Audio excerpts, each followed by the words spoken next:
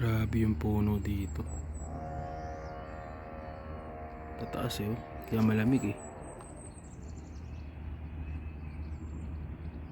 Tataas.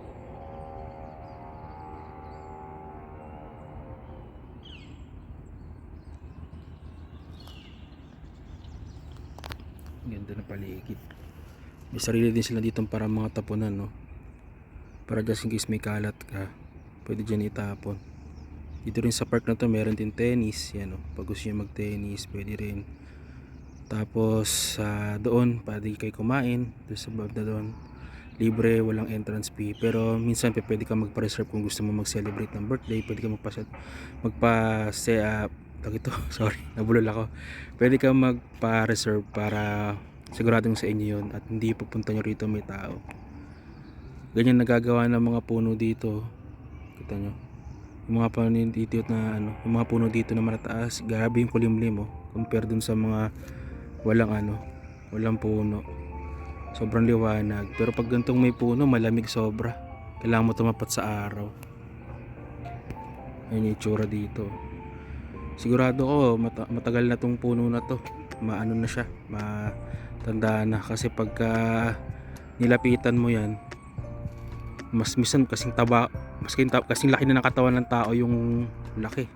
Hindi siya basta-basta. So sobrang tagal niya, tsaka sobrang tangkad niya, no. Sana ganyan din sa sa Pilipinas, pag umuwi ka. Yan din madadatnan sa Pilipinas. Hindi lang kasi nakakapagpaano ang puno eh, nakakapagpapigil ng baha. Kung hindi, nakakapagpaano din, nakakapag shade din, tsaka nakakapagpalamig, nakapagbigay ng fresh air. Maraming nagagawa ang benefits yung puno. Oh, grabe, ganda. Tapos ang maganda pa rito sa Canada, yan, oh. Itong parang mga lamesa nila dito. Ito parang lamesa to eh. Simento. Yung simento to eh.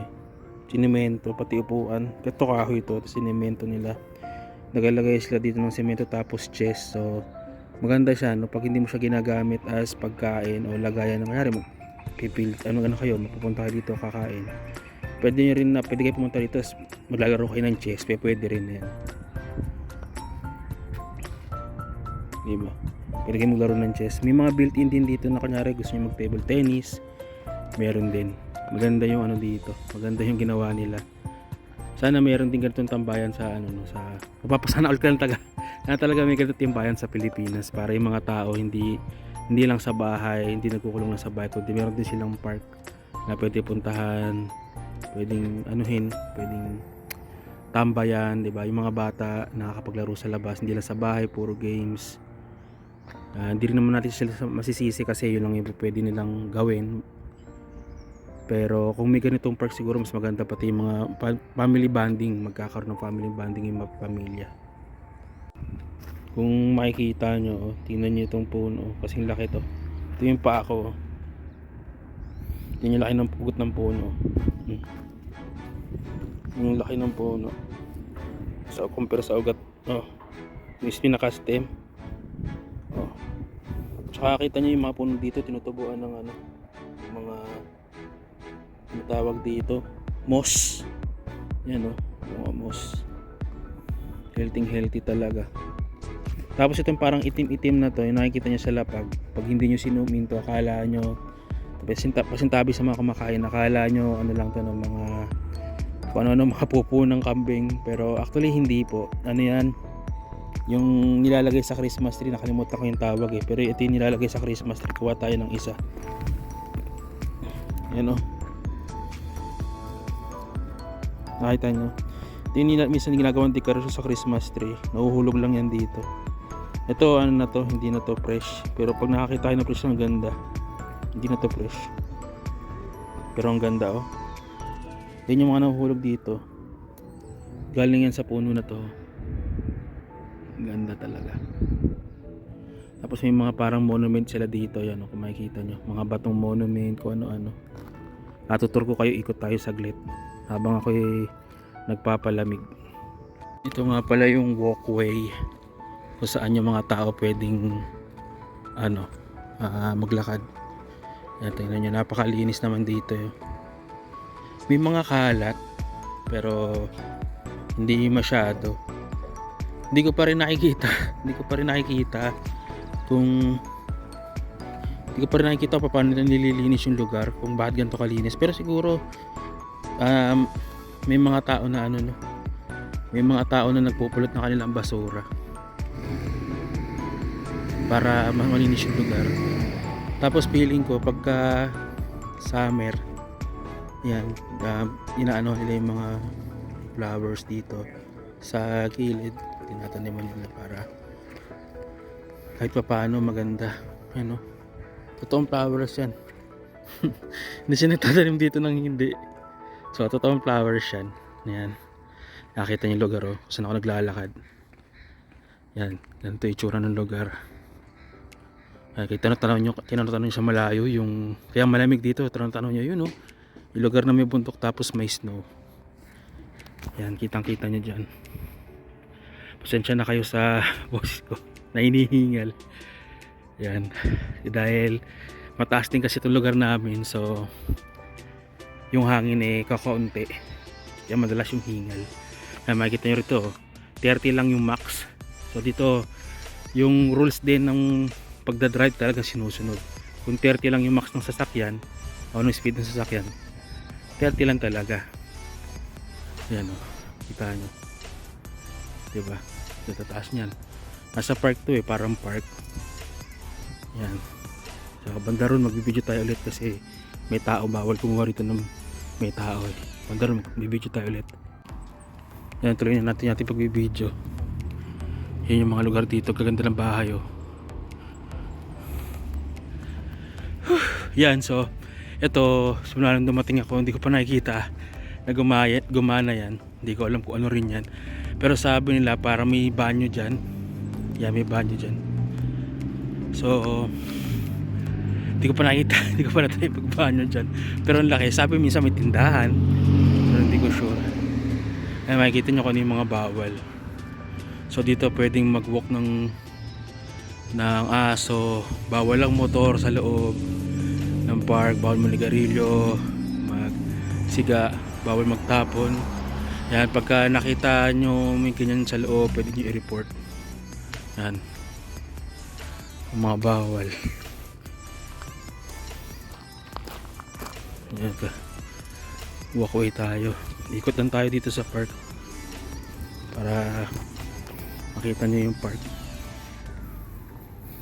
Yan, makita nyo yung mga sasakyan humihinto talaga kahit pag crossing. Sa Pilipinas pag walang sasakyan go lang, pero dito talaga kahit walang tao, basta may nakalagay na stop dyan, stop sign, hihinto sila.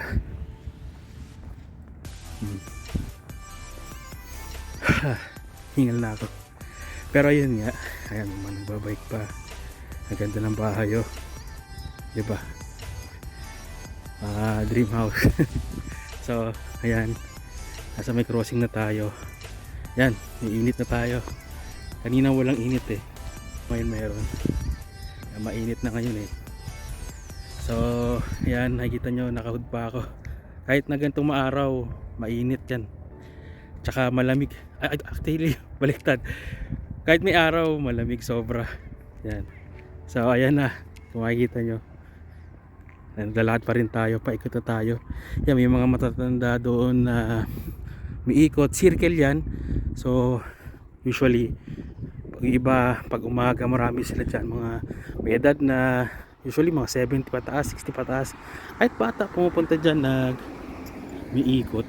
Yan, so kung ano talaga, healthy living sila kasi yan sila palagi, kaya minsan mas mataas yung lifespan nila. Diba yung mga matanda sa atin, walis-walis lang sa bahay, yun na lang yung nagagawa. Pero dito, yan, may ikot-ikot sila. Yan, tapos ito naman school bus. Di ko alam kung ba't may school bus. Siguro merong field trip or may sports doon. Hindi ko sure kasi may school banda ron so hindi ko alam kung ano merong ano doon. Pero yun nga, may school bus dito. Ito, yan, school bus. Yan, dalawang school bus yan.